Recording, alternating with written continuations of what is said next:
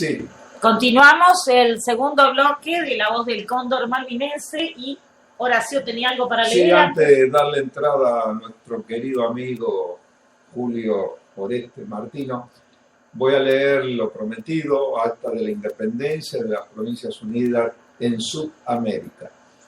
En la benemérita y muy digna ciudad de San Miguel de Tucumán, a 9 días del mes de julio de 1816, terminada la sesión ordinaria, el Congreso de las Provincias Unidas continuó sus anteriores discusiones sobre el grande, augusto y sagrado objeto de la independencia de los pueblos que lo forman.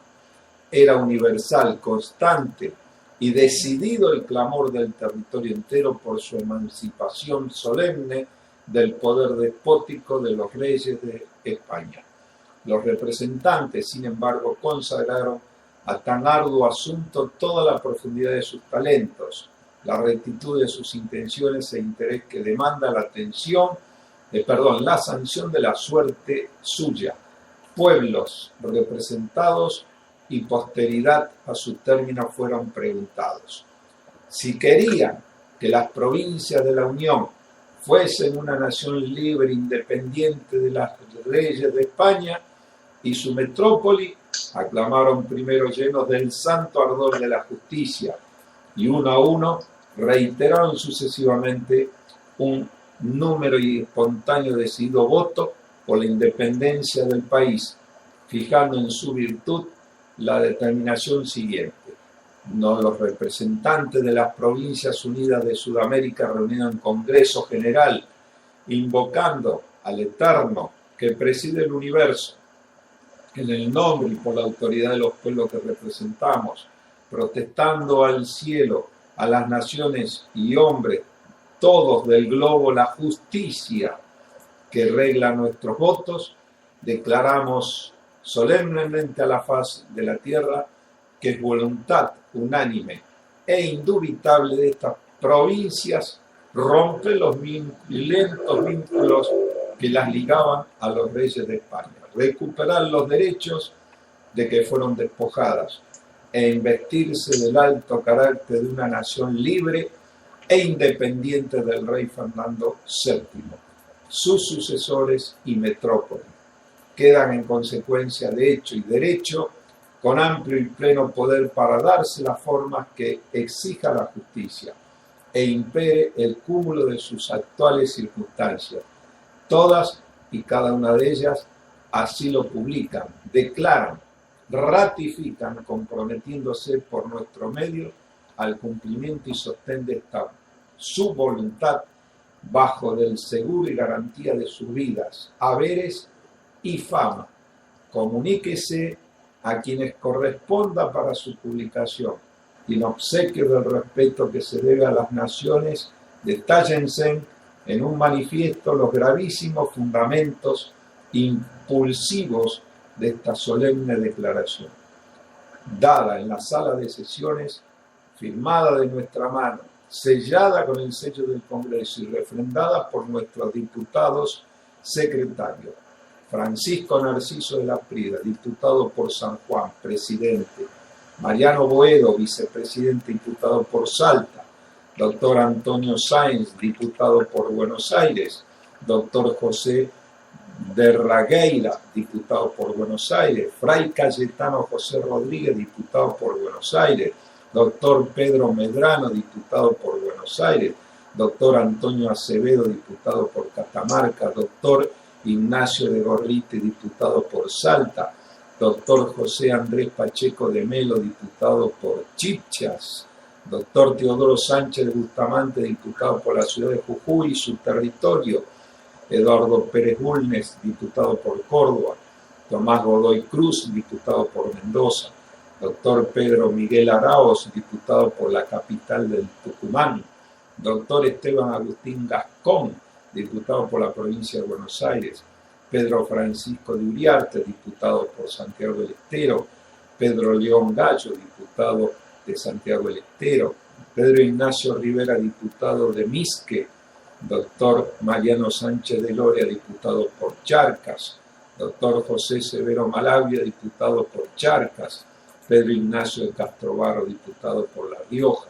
licenciado Jerónimo Salguero de Cabrera y Cabrera, diputado por Córdoba, José Colombres, diputado por Catamarca, José Ignacio Támez, diputado por Tucumán, Fray Justo de Santa María de Or, diputado por San Juan, José Antonio Cabrera, diputado por Córdoba, doctor Agustín Maza, diputado por Mendoza, Tomás Manuel de Anchorena, diputado de Buenos Aires, José Mariano Serrano, diputado por Charcas, secretario, Juan José Paso, diputado por Buenos Aires, secretario.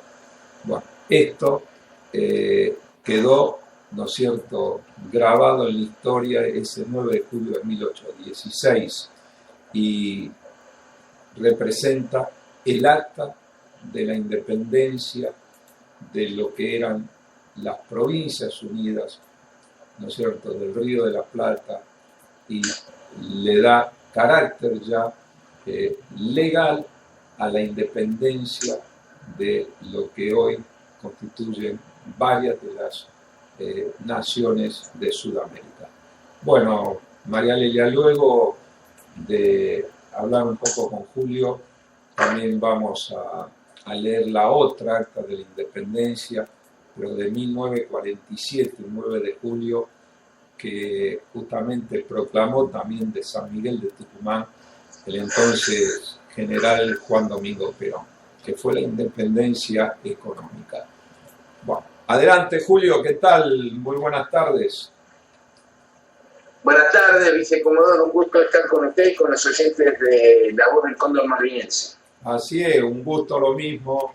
Y bueno, nosotros mañana, el 9 de julio, tenemos, ¿no es cierto?, el Día de la Independencia, por eso estamos haciendo este homenaje a esos patriotas. Y bueno, Julio, ¿cómo andan las cosas por ahí? Bueno, sobre eso un saludo y saber que los uruguayos, antes de ser uruguayos, fuimos argentinos, ¿verdad? Porque éramos parte de todo aquello que usted está relatando, ¿no? Luego la insidia del Imperio Británico y las divisiones que provocó Inglaterra en Hispanoamérica desmembró el antiguo Imperio Español, lo fraccionó en las 20 repúblicas que hoy existen, nos quitó la fuerza y el poder de influir en nuestro destino y en los destinos del mundo desde nuestra óptica católica, nacional y patriótica, ¿verdad?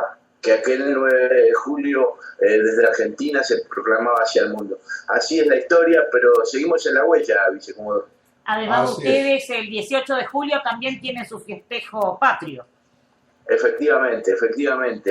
Orgulloso de ser oriental, pero no por ello renuncio a la condición de americano, de hispanoamericano, y la unidad del Plata, que fue aquel grandioso virreinato que dio a luz nuestra civilización, estimados amigos. Así en el primer bloque justamente hablé del significado, ¿no es cierto?, de todo esto, y bueno, de lo que conformó el 25 de mayo de 1810, previo a eso las dos invasiones inglesas sobre la gran aldea que era Buenos Aires, pero previo a eso también la invasión inglesa sobre las costas uruguayas, donde se organiza el primer rechazo, ¿no es cierto?, de esas pretensiones inglesas, tal cual lo has dicho, Julio, y bueno, por el cipallismo de algunos dirigentes que tuvimos en esas primeras épocas que nos querían hacer una colonia inglesa, como Rivadavia y compañía, liberales, masones, y que querían incorporarnos, se opuso esa voz de vuestro gran libertador también, el general Artigas, que justamente él quería, como luego se proclamaba el federalismo, quería, ¿no es cierto?, integrarse, y no lo permitieron estos señores liberales, que distorsionaron y hicieron que la heredad histórica que era el virreinato del Río de la Plata se mantuviera en toda su integridad. Así Es que hay una tergiversación histórica tan grande sobre la figura, por ejemplo, del general Artigas y de nuestra historia. El general Artigas era un oriental que quería la unidad de los pueblos del Plata, de los pueblos americanos, de las Provincias Unidas. No es solo un héroe oriental, es un héroe oriental y un héroe argentino. Exacto, Antes exacto. argentino que oriental, ¿verdad? En su dimensión histórica verdadera. Él no soñó con que Uruguay fuera un país independiente, soñó con los orientales, dentro de un federalismo que nos unía a todos como parte de un todo, no separados como estamos ahora. Pero bueno, así es la cosa. Vicecomodoro, no sé si por ahí, por Argentina, se supo este nuevo libro que sacó un oficial inglés que participó en la guerra de Malvinas, No. Sidney Edwards. Sí, algo escuché, fue, digamos, un comentario, pero traté de buscar, ¿no es cierto?, justamente en qué consistía el desarrollo del libro y no lo pude hacer, así como hice con otros, pero me interesaría si vos tenés, Julio, Una breve reseña de lo que acá la prensa ha revelado sobre el libro, sobre todo acá en el Reino Unido, ¿verdad? Y que rebota un poquito acá porque es una noticia nacida en Europa. El libro se llama, mi inglés no es muy bueno, es más castillo que británico, pero el libro se llama My Secret Falkland War, que quiere decir algo así como mi secreto de la guerra de Malvinas.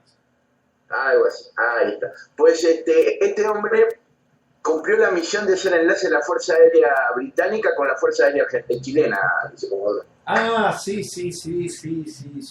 No lo leí el libro, te repito, leí los comentarios sobre eso. Sí, señor, sí. Y bueno, Adelante. y lamentablemente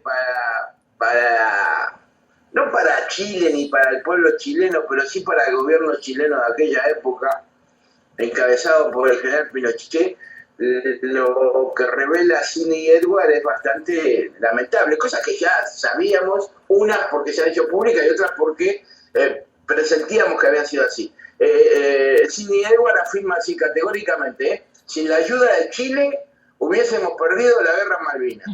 Tajante lo dice. Hubiésemos perdido la guerra en Malvinas. Mi opinión personal dice, y creo que es compartida por mis jefes en el Ministerio de Defensa y por Margaret Thatcher en su momento, es que la ayuda que recibimos de parte de Chile fue absolutamente crucial. Sin ella hubiésemos perdido la guerra. Recibimos una cooperación total dentro de los límites de lo práctico y de lo diplomáticamente posible por parte de Chile. Sí. Sin comentarios, vicecomodoro. No, sí. Mira, esto tiene mucho que ver con lo que hablábamos hace un rato, ¿verdad? Tal cual. Esto tiene mucho que ver con lo que habla. Fíjese que habla del general Matei, de la Fuerza Aérea de Chile, y dice él que era un hombre muy pragmático y sabía dos cosas clave. Que si Chile no nos ayudaba, mire lo que dice, que si Chile no nos ayudaba a la guerra, después los argentinos combinaban derecho a tomar las islas del Canal Beagle.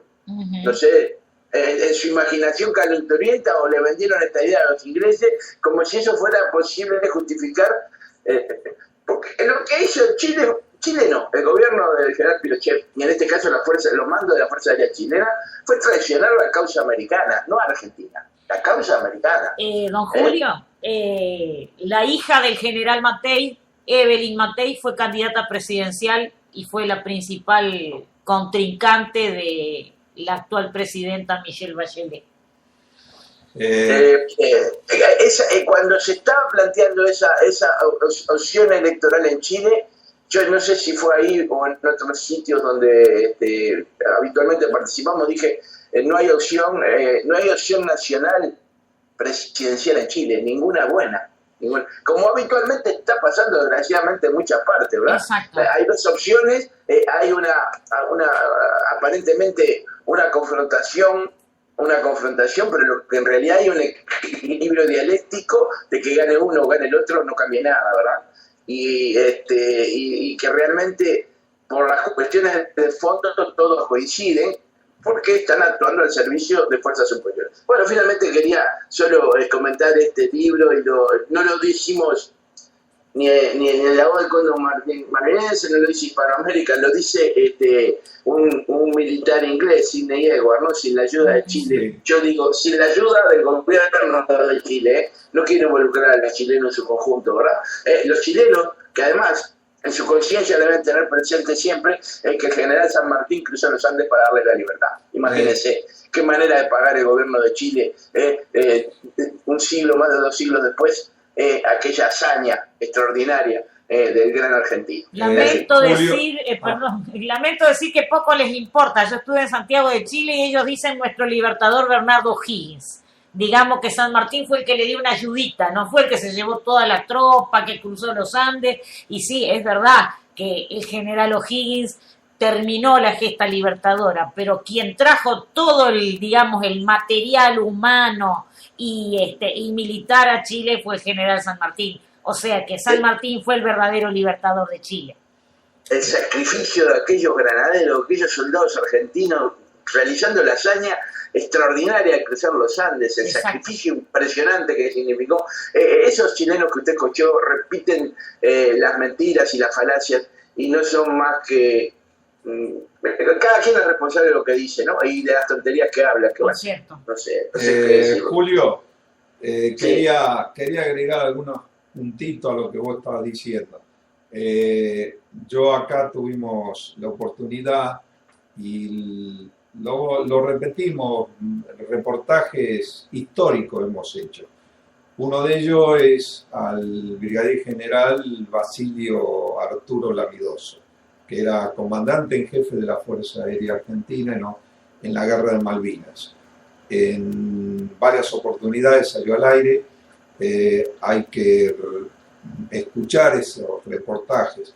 Pero lo que quiero hablar es que yo no puedo, por una cuestión de mi palabra que le di, de cosas que como nos une por encima de todo esto y las diferencias que había de jerarquía en su momento, una gran amistad que todavía vive, está con algunos problemas de salud, pero yo me comprometí muchas de las cosas que me comentó y que no podía darlas a luz, que él las tiene y convenientemente dejó directivas para que el día que fallezca lamentablemente se van a conocer. Una de ellas fue, me comentó personalmente el diálogo que tuvo justamente con el general Mattei, que era el comandante en jefe de la FACH, de la Fuerza Aérea Chilena, en la cual se conocían de antes, de otras situaciones, de diplomática, de haber estado en Chile, él haber estado en la Argentina. Y por eso te digo, yo no puedo cometer esa infidelidad de las cosas que contaba y cómo le enrostró apenas empezó el conflicto y apenas conoció la Argentina justamente esa traición que estaban llevando a cabo. Por eso me lo reservo y el día que convenientemente se dé a conocer y pueda lo voy a hacer. ¿No es cierto? Eso es uno de los temas fundamentales de cómo operó inclusive hasta el segundo punto la inteligencia chilena en los, por ejemplo, que era valioso cuando salían los aviones de combates tanto de la Fuerza Aérea Argentina como de la aviación naval rumbo a los blancos navales. En varias oportunidades se detectaron espías, inclusive se los detuvo fuera de las bases aéreas argentinas, equipados con, no muy lejos de esas bases, con equipo de radio que transmitían, ¿no es cierto?, a Chile, cada vez que salían aviones de combate. Y eso era retransmitido a la flota británica. Esto existió también otro punto, un famoso operativo Mikado, que era destruir los aviones de la aviación argentina en tierra y no sé si también destruir esas bases, así al estilo del operativo como hicieron en Entebbe, en el África, con Idi Amin, ¿se acuerdan?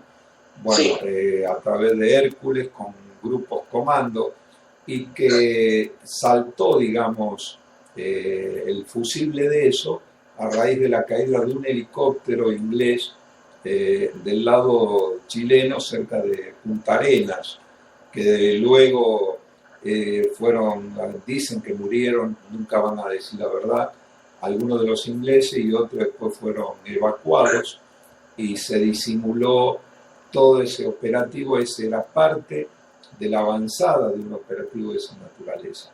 Por eso nosotros no olvidamos todo esto. Y otro de las reflexiones, yo tengo algunos amigos, inclusive geopolíticos chilenos, en la cual permanentemente han dado fe del desatino de su propio país, y gente pero muy conocida como geopolíticos chilenos, en la cual han destacado que eso es un faldón muy grande en los vínculos de su nación, que es Chile.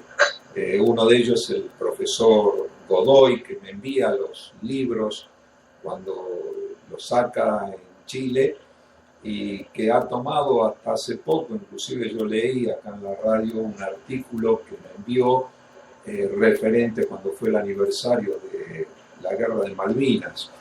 Y bueno, ¿esto qué quiere decir? Que también las opiniones en Chile, hay gente que realmente no saben cómo pagar, digamos, o cómo esa traición, que como bien dijiste no fue solamente a la Argentina, fue a toda una causa, digamos, del pueblo latinoamericano, americano, si bien, digamos, quedó desmistificado lo que era la doctrina Monroe, el Tratado Interamericano de Ayuda Recíproca, el TIAR, bueno, todo lo que ya sabemos, que al final América no era para todos los americanos, sino eran para cierta clase de americanos y del norte, que eran los estadounidenses.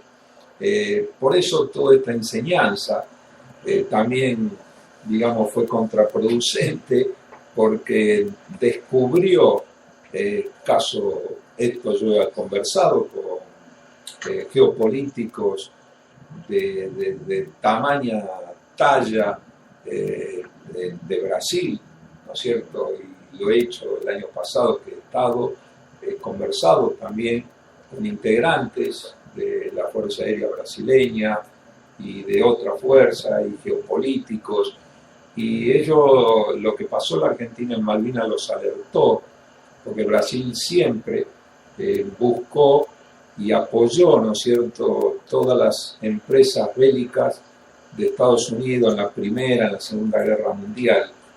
Y si vieron el trato de que recibieron la Argentina en la Guerra de Malvinas, poco se les corrió el velo que tenían, y que iban a responder de la misma forma si ellos iban a tener alguna situación hoy o mañana. Por eso no hay mal que por bien no venga, y realmente significó esto tremenda importancia para que muchos países de América Latina se dieran cuenta de la mentira, del engaño, y de que todo lo que se dijo en palabrerío y en escritura antes de la guerra de Malvinas fue borrado, pero con el codo, y como querían que no existiera, como fue el ataque de una potencia extracontinental, como rezaba, a un país de América, ¿no? Efectivamente, bueno, sí, es bueno lo que usted ha señalado, y es importante señalarlo, porque no debemos dar la impresión de que hay de que todos los chilenos apoyan o están de acuerdo con esa conducta que tuvo el gobierno de Chile en aquella ocasión. Y precisamente el profesor Godoy y muchas organizaciones vinculadas ahí condenan condenan absolutamente esa forma de actuar. Hay patriotas chilenos que son en su mayoría de formación católica, que están del lado de la causa americana, están del lado de la verdadera causa de Chile, que no es la de ayudar a Inglaterra precisamente, sino que es la de ayudarnos entre hermanos, ¿verdad? Entonces, muy bueno, porque no podemos participar de una campaña contra los chilenos, ¿no? Los chilenos son nuestros hermanos, hay muchos que estarán equivocados y repitiendo tonterías, lamentablemente, pues se las enseñan en las escuelas, ¿verdad? Y es así como cambian la historia, ¿no? Formando a ignorantes de la historia, metiéndoles mentiras y tergiversando los hechos. Eso pasa en todos lados y sobre todas las cosas, y siempre en contra de los intereses de los pueblos en el sentido de conocer su propio pasado. Pero bueno, déjenme decirle que acá hay 3 noticias en Europa y en España, sobre todo en España, algunas que son las principales en estos momentos. No recurro a aquellas que quedan en la tercera página, no se levantan, porque estas 3 sí que son importantes. Una es la partida de Alfredo Di Stéfano. Acá ha conmocionado absolutamente a la sociedad española, sobre todo a los madrileños. Sí, acá también. Efectivamente, el vicecomodoro Alfredo Di Stéfano ha convocado una verdadera multitud en el Santiago Bernabéu para su despedida. Sobre todo los más veteranos reflejan su tristeza y el recuerdo, para que es considerado el más grande símbolo del Real Madrid. Mire, no es poca cosa esto, ¿no? Eso lo dijo Florentino Pérez, su presidente, que no podía evitar las lágrimas en cada aparición que hizo desde que falleció Alfredo Di Stéfano, la saeta rubia, como le decía, jugador que fue de River Plate, que nació en Buenos Aires, que se consideraba argentino de nacimiento y español por adopción, que acá es extraordinariamente y sigue siendo extraordinariamente querido, porque le dio extraordinarias glorias al Real Madrid. Fue el que lo lanzó a su dimensión internacional europea, la que lo llevó a la conquista de las primeras copas europeas. Un hombre que realizó extraordinarias hazañas en los campos de fuego y que es considerado por muchos el mejor jugador de fútbol de todos los tiempos. Sí, yo te aclaro que lo vi jugar, y justamente, aparte, como lo vi jugar, era tremendamente, digamos, fuera de serie, ¿no? Y justamente en River, lo que vos mencionabas. Bueno, yo tengo, digamos, simpatía por River, así que yo sé que algunos me van a criticar, sobre todo los de Boca, pero no importa. Pero volviendo a lo que fue realmente la saeta rubia, aparte, un hombre que, al decir de muchos argentinos, jugadores que fueron luego a España con los años, siempre tuvo el aliento, intercedió para que en ese país, en España, tuvieran la mejor estadía, y sobre todo los que fueron a jugar al Real Madrid, ¿no? Que era donde más él se había destacado. Y también integró las selecciones de Argentina y de España. Un hombre que ha recibido condolencias de todos los jugadores actuales y no tan actuales del mundo, y dirigentes del fútbol. Yo creo que es lo que habla a las claras, lo que representaba, ¿no es cierto?, Di Stéfano. Creo que es algo que va a marcar también la historia, no solamente del fútbol, sino de las relaciones humanas que a veces se hacen a través del deporte y a través del fútbol, ¿no? Y en una época donde había más romanticismo, se jugaba, sí eran profesionales, claro que sí, pero donde el factor humano jugaba mucho más que en la actualidad, donde parece que hay un signo de peso en la frente de cada jugador, ¿verdad? Una época que yo llegué a vivir en sus finales, y por el comentario de los mayores, de muchos jugadores como Alfredo Di Stéfano, que son mencionados pero que desgraciadamente no se han logrado tener, como es ahora, tantos datos filmados de las acciones futbolísticas que reflejaban realmente una verdadera calidad, una extraordinaria calidad, un estilo de fútbol diferente al que hoy se practica, donde más se practicaba un arte que una ciencia como la que quieren aplicar en la actualidad. Pues se fue uno de estos artistas del fútbol del pasado, un hombre que, repito, era extraordinariamente querido y que levantó un puente, si era necesario más puentes, entre Argentina y España, ¿verdad? Para el amor de los pueblos, que en aquella época yo creo que era más sólido, más firme, ¿no? Ahora España quiere acercarse más a Europa, alejándose de Hispanoamérica. Son las metas que plantea el mundialismo. Y bueno, y la otra noticia, vicecomodoro, saltando a otro dato, es el de la imputación del expresidente de Francia, el señor Sarkozy, que se le imputa de que el señor Gaddafi le financió la campaña electoral del 2007 con $50 millones. Y esto explica la urgencia que tenía Sarkozy para que la Fuerza Aérea Francesa localizara a Gaddafi y lo mataran, ¿te acuerdas? Sí, tal cual. Tal cual. Tal cual. Bueno, yo creo que no solamente Sarkozy, también premieres italianos y otros más, abrevaron no solamente del petróleo, sino de las arcas de Gaddafi, Sí. Más de uno. Había un caballero que se reunió por allá con él y a las risas, y ahí no importaba que fuera tirano o no tirano, no sé qué cuestión, ahí se olvidaban de todo. Mientras había plata. Claro, y esto, mire, cuando nosotros en otro momento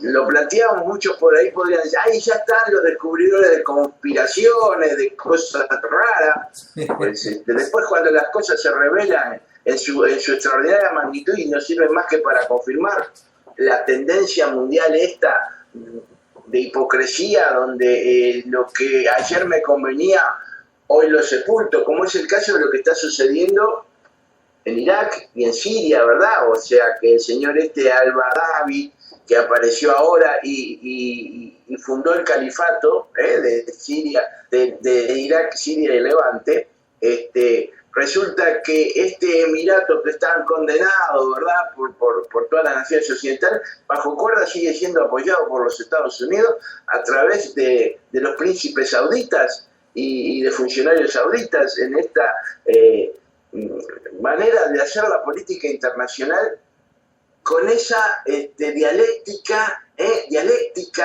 que se aplica en toda la actividad política de la que hablábamos hace un rato sobre Chile, ¿verdad?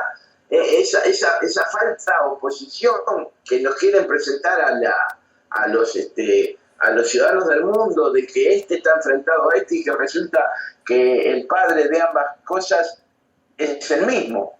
Y ahora resulta que muy oportuno y condenable secuestro de 3 jóvenes israelíes echa por tierra toda posibilidad de reconstruir la paz en Israel, ¿verdad? En Palestina. Todos esos esfuerzos que estaba haciendo el Papa Francisco, de repente no se sabe de dónde aparece un comando, mata a 3 jóvenes judíos sin una razón clara, sin una provocación específica, en una acción terrorista sospechosa, permítanme volverlo a decir, y que no nos vean, miren los que vienen con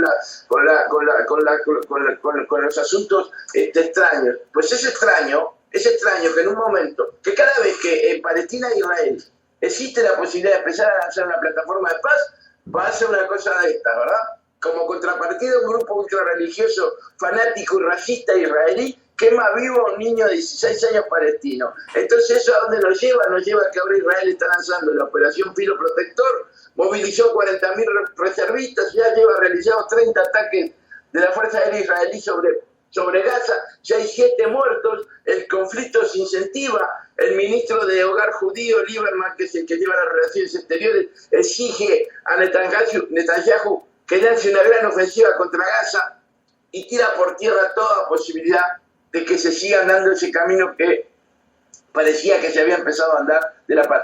¿Quién no quiere la paz? ¿Quién está luchando para que no se constituya la paz? ¿Quién está atrás de este califato que se constituyó en Siria e Irak. ¿Quién está atrás del asesinato de 3 israelíes? A mí no me digan que fue fulanito y sultanito, el terrorista este y el terrorista aquel, ¿no? Acá hay un plan premeditado, como lo hay en la zona de Ucrania. Ustedes ya saben que el ejército ucraniano está lanzando un ataque general contra los prorrusos de Donetsk y Slaviansk, que incluso están reclamando a la Rusia que no están siendo apoyados por Rusia.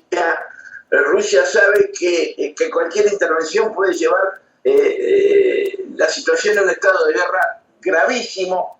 Entonces nos viven teniendo al borde del precipicio, dice Comodoro. Siempre estamos al borde del precipicio, con situaciones que van paralizando los procesos que podrían empezar a generar un acto de justicia, como por ejemplo que fuera posible que en Palestina realmente se constituya un Estado palestino que acoja a los palestinos y que pueda de alguna manera empezar a vivir en paz con sus vecinos israelíes. No, o sea que hay fuerzas que atentan contra esa posibilidad. En Irak nos dijeron, los Bush, hay armas químicas, lanzaron una operación gigantesca, murieron miles de sus soldados, pero también cerca de 1 millón de iraquíes, para que resulte que años y años después de que hicieran todo eso, la cosa está como al principio, peor que al principio, porque antes Saddam Hussein tenía un gobierno laico en Irak, donde toleraba la religión cristiana, se protegían los cultos cristianos, ¿verdad? Se violaron los derechos humanos y se violaban, pero no causaba las monstruosidades que hoy pasan. Los cristianos prácticamente han desaparecido de Irak y ahora nace un califato que amenaza a todo Occidente, dice Comodoro. Sí, Julio, estaba escuchando atentamente. Es así. Y bueno, la tergiversación de la historia, como decimos, de aquellos que, digamos, imponen a través de un manejo mundial y sobre todo de los medios de difusión masivos que lo cuentan y los apoyan permanentemente en esas campañas que hacen creer que por ahí los buenos son malos y los malos son buenos y el que, digamos, entrecruzan justamente verdades con mentiras. Esto creo que se ha de alguna forma impuesto ya hace unas cuantas décadas atrás, ¿no?